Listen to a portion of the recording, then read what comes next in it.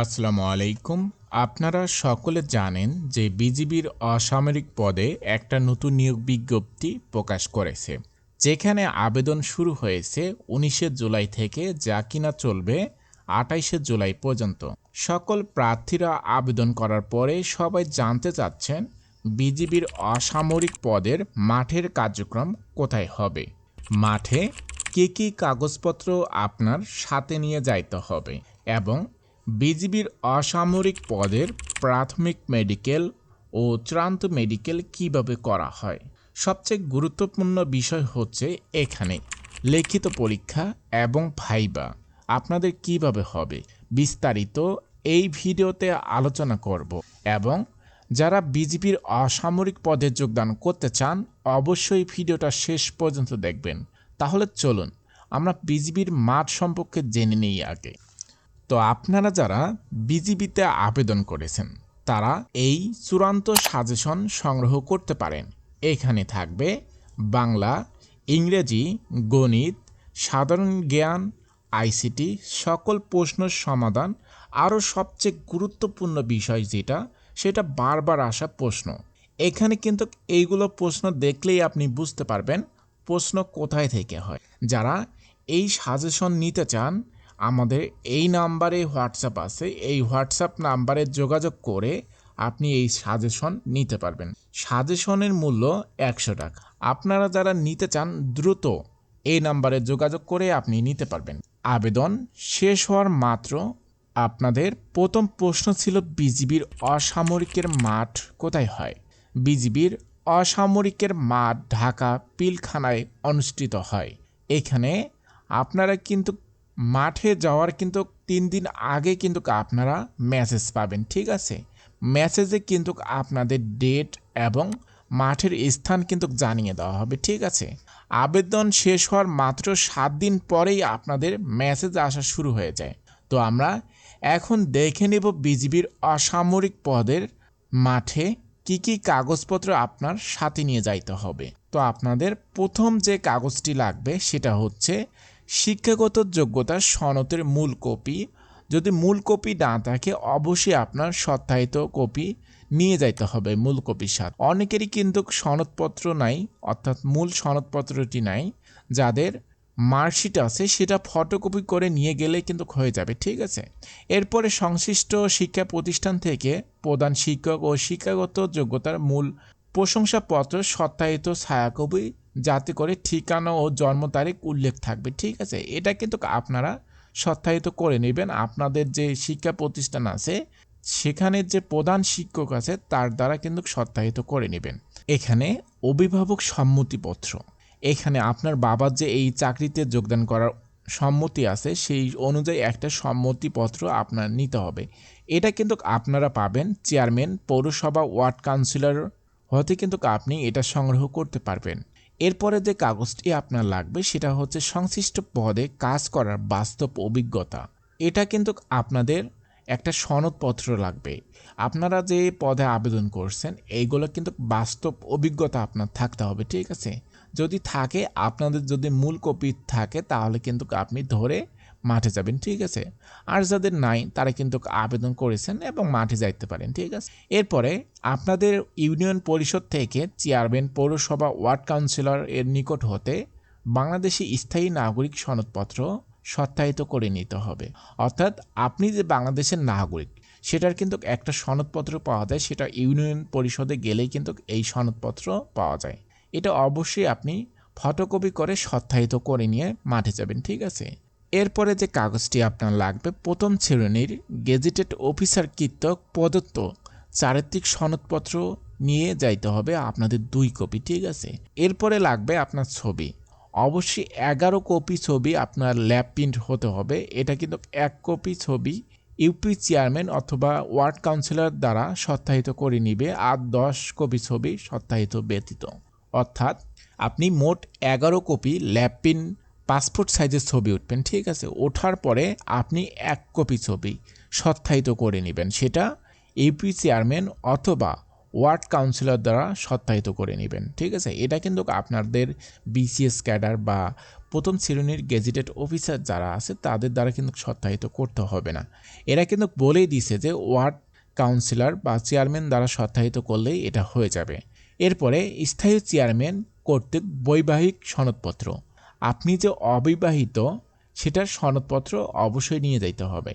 এরপরে কিন্তু আরও কিন্তু পদগুলো আছে, এইখানে কিন্তু যারা বিবাহ করেছেন তারা কিন্তু এইখানে সুযোগ সুবিধা পাবেন, তারাও কিন্তু আবেদন করতে পারবেন বা যোগদান করতে পারবেন। যারা বিবাহ করেছেন তারা কিন্তু কাবিননামা সহ কিন্তু একটা সত্যায়িত ফটোকপি নিয়ে যাইতে হবে সেখানে মাঠে। এরপরে জাতীয় পরিচয়পত্রের মূল কপি বা সত্যায়িত কপি নিয়ে যাইতে হবে। আপনি ফার্স্ট দুইটা কাজ করবেন। একটা হলো আপনার যে এনআইডি কার্ড আছে এই এনআইডি কার্ড ফটোকপি করবেন। ফটোকপি করার পর এইটা আপনি সত্যায়িত করবেন। এটা কার দ্বারা সত্যায়িত করবেন? এটা মূলত সত্যায়িত করবেন প্রথম শ্রেণীর গেজেটেড অফিসার যারা আছে তাদের দ্বারা কিন্তু আপনি এই ছবিটা সত্যায়িত করবেন, অর্থাৎ ভোটার আইডি কার্ডটা সত্যায়িত করে নিয়ে যাবেন। ঠিক আছে, এরপরে অবশ্যই আপনার ইউজার আইডি পাসওয়ার্ড দিয়ে আপনার এডমিট কার্ড ডাউনলোড করে মাঠে নিয়ে যাইতে হবে। ঠিক আছে, এটা না নিয়ে গেলে কিন্তু আপনি মাঠের ভিতরে ঢুকতে পারবেন না। আর আপনারা যে মোবাইল নাম্বারটা দিয়ে আবেদন করেছেন সেই নাম্বারটা অবশ্যই খোলা রাখবেন, সেখানে কিন্তু আপনাদের ইউজার আইডি পাসওয়ার্ড পাঠানো হবে। ঠিক আছে, এরপরে আর একটি সবচেয়ে গুরুত্বপূর্ণ বিষয় যেটা www.bgb.gov.bd এই লিঙ্কে প্রবেশ করে ডাউনলোড অপশনে গিয়ে বিজিবির ভর্তি ইচ্ছুক প্রার্থীর তথ্যাদির ফর্ম ও ক্লিক করে ফর্মটি ডাউনলোড পূর্বক প্রিন্ট করে উক্ত ফর্মটি অবশ্যই লিখিত তথ্য দিয়ে যথাভাবে পূরণ করে, অর্থাৎ আপনি এই লিঙ্কে ঢুকবেন, এই লিঙ্কে ঢুকে একটা ডাউনলোড করে যে প্রার্থীগণ ভর্তি হবে এইখানে কিন্তু একটা ফর্ম দেওয়া আছে, এই ফর্মটা কিন্তু আপনাদের পূরণ করে মাঠে নিয়ে যাইতে হবে সাথে। ঠিক আছে, জনপ্রশাসন মন্ত্রণালয় কর্তৃপক্ষ 23 জুলাই 2024 তারিখে জারিকৃত প্রজ্ঞাপন অনুযায়ী কোটা পদ্ধতি অনুসরণ করা হবে। অর্থাৎ আপনাদের যাদের কোটা আছে তারা কিন্তু এখানেও কিন্তু সুযোগ সুবিধা পাইতেছেন। ঠিক আছে, যেহেতু অসামরিক পদ সেই হিসাবেও কিন্তু এখানে আপনি সুযোগ সুবিধা পাবেন। ঠিক আছে, এরপরে আপনাদের মুক্তিযোদ্ধার সন্তান বা বীরঙ্গার সন্তান হিসেবে যারা শনাক্ত হয়েছেন তারা কিন্তু আপনাদের যে সনদপত্র আছে সেটা কিন্তু নিয়ে যাইতে হবে।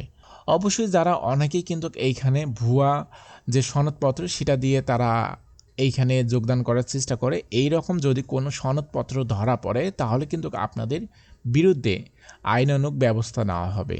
যাদের কোঠা নাই তারা কিন্তু এই কাজটা কখনোই করবেন না, যাদের কোঠা আছে তারা এটা নিতে পারবেন। ঠিক আছে, এরপরে আপনাদের ক্ষুদ্র নিগোষ্ঠীর ক্ষেত্রে সংশ্লিষ্ট জেলা প্রশাসক কর্তৃপক্ষের প্রদত্ত ক্ষুদ্র ও নিগোষ্ঠীর সনদপত্র স্থাপন করতে হবে।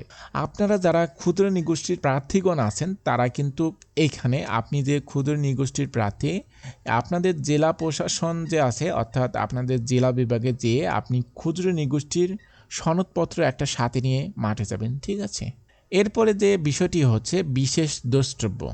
আবেদন করার সময় ইউজার আইডি পাসওয়ার্ড অবশ্যই সংরক্ষণ করে রাখবেন।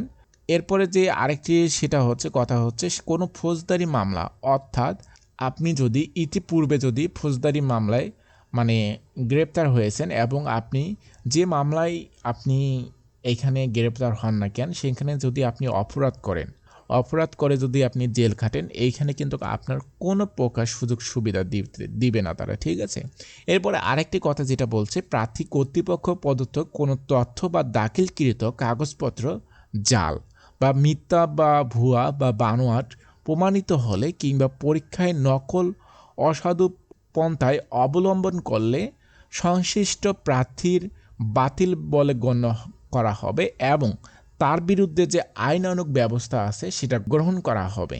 ভুল তথ্য বা ভুল কাগজপত্র জাল কাগজপত্র প্রদর্শন করলে সেখানেই কিন্তু তাকে বাতিল করা হবে। ঠিক আছে, এরপরে কোনো প্রার্থী স্থায়ী ঠিকানা গোপন করে নিয়োগে হলে প্রার্থীর বিরুদ্ধে শাস্তিমূলক ব্যবস্থা গ্রহণ করা হবে এবং চাকরি থেকে বরখাস্ত করা হবে তাকে। ঠিক আছে, এরপরে বাংলাদেশ সশস্ত্র বাহিনী থেকে border guard Bangladesh, Bangladesh police, Bangladesh Ansar VDP অথবা প্রজাতন্ত্রের কোনো চাকরি হতে প্রাথমিক প্রশিক্ষণ বা চাকরিত অবস্থায় বহিষ্কার হলে, অর্থাৎ আপনি যদি চাকরি থেকে বাইর করে দেওয়া হয় তাহলে কিন্তু আপনার এখানে চাকরি হবে না। অযথা আপনি আবেদন করবেন না, টাকা পয়সা নষ্ট করবেন না, ঠিক আছে।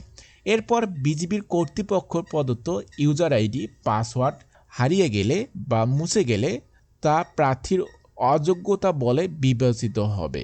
অর্থাৎ আপনার যে ফোনে মেসেজটি দিবে সেইখানে ইউজার আইডি পাসওয়ার্ড থাকবে। এই ইউজার আইডি পাসওয়ার্ড অবশ্যই আপনার ফোনে থাকতে হবে। এই ফোনটা অবশ্যই আপনি মাঠে নিয়ে যাবেন, তারা কিন্তু চেক করবে যে আপনি এই মেসেজ পাইছেন কিনা, ঠিক আছে। এরপর প্রার্থীকে লিখিত পরীক্ষার জন্য ক্লিকবোর্ড বা কলম সাথে আনতে হবে, ঠিক আছে। এইগুলো দিয়ে কিন্তু আপনারা লিখিত পরীক্ষা দেবেন। পরীক্ষার সময় কোনো প্রার্থী মোবাইল ফোন, ক্যালকুলেটর অথবা অন্য কোনো ডিভাইস সঙ্গে রাখতে পারবে না।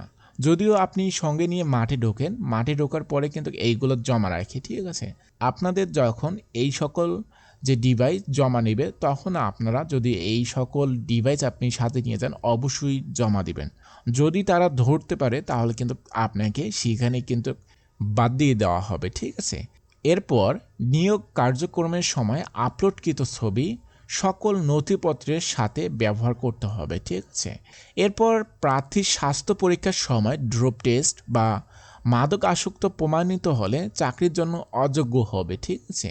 অনেকেই মনে করেন যারা এইখানে মাঠে যাবেন, ঠিক আছে, মাঠে যাওয়ার পর যদি আপনি না টেকেন আপনাদের যে যাতায়াত খরচ বা থাকা খরচ বা খাওয়া খরচ এই সকল খরচ কি তাদেরকে দেওয়া হবে? এই সকল খরচ কিন্তু তাদেরকে দেওয়া হবে না। অনেকেই কিন্তু এটা মনে করেন, এটা কিন্তু মনে করাই দিলাম আপনাকে, ঠিক আছে।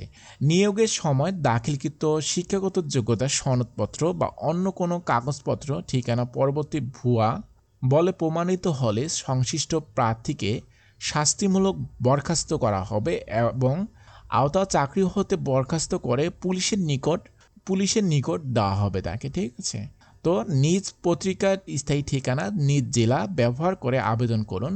ভাড়া বাসা বর্তমানে স্থায়ী ঠিকানা হিসেবে গণ্য করা হবে, ঠিক আছে। আপনারা অবশ্যই আবেদন করার সময় সঠিক তথ্য প্রদান করবেন যাতে করে আপনাদের মাঠে কোনো প্রকার সমস্যা না হয়। তো মূলত আজকের ভিডিও এ পর্যন্তই। আমরা পরবর্তী ভিডিওতে আলোচনা করব যে বাংলাদেশ বিজিবির অসামরিক পদের মেডিকেল পরীক্ষা কিভাবে হয়, ঠিক আছে।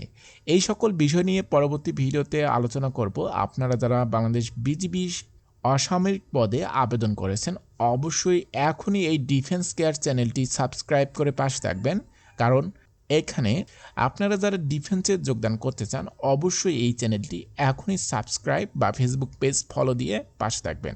দেখা হচ্ছে নতুন ভিডিওতে।